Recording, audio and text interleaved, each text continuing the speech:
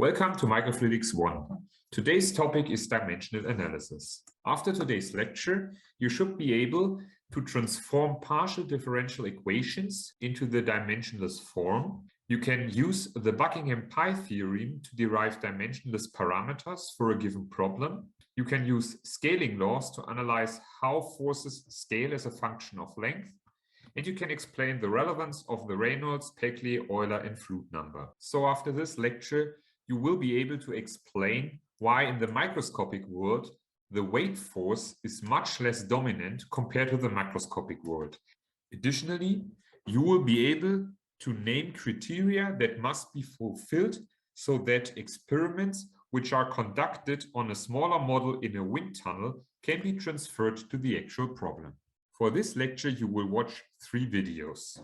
The first video gives you an introduction to dimensional analysis. In the second video, we are going to discuss some methods to obtain dimensionless numbers, and the third video deals with scaling laws. These videos will be complemented by additional examples in the actual lecture. To illustrate what can be done with dimensional analysis, I would like you to consider this question. Which parameters determine the pressure drop in laminar pipe flow? Please take a second, stop the video and think about this question and maybe write some parameters down. For this question, we consider the pressure drop per unit length. This can be written like this.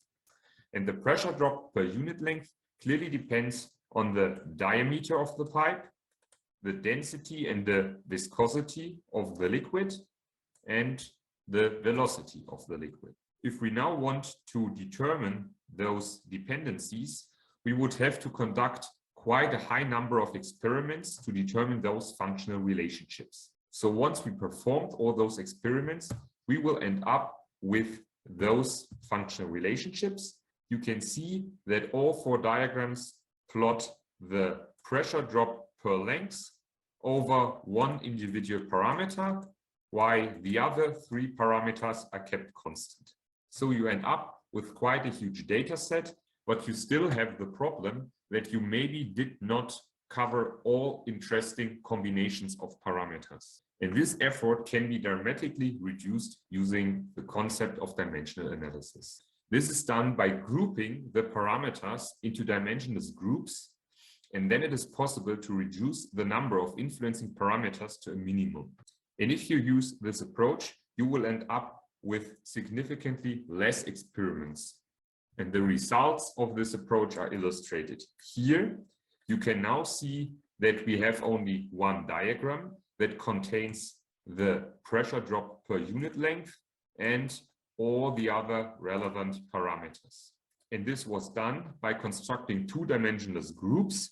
If you look at the units of this group, you will see that there is no unit. It is dimensionless and it includes the pressure drop. And those parameters right here are also dimensionless. So you end up with only one graph that gives you all the information that was formerly stored in 4 different graphs. And that means you need much less experiments. So using dimensional analysis, you can dramatically reduce the complexity of a given problem. The main purposes of dimensional analysis are reducing the complexity of a problem by the introduction of dimensionless numbers and to ensure similarity between prototypes and model and experimental studies. And you can see this on the right-hand side. Here you see the model of an airplane inside a wind tunnel, and using dimensional analysis, it is possible to make sure that the results one obtains from experiments conducted on the prototype are valid for the actual real plane. And the question is now how one can obtain those dimensional numbers. And there are 3 different approaches we're going to discuss in the next video. The first one is called guessing. The second one is non-dimensionalization of the governing equations. And the third one is a formal approach called the Buckingham Pi theorem. We're going to have a look at those 3 techniques in the next video.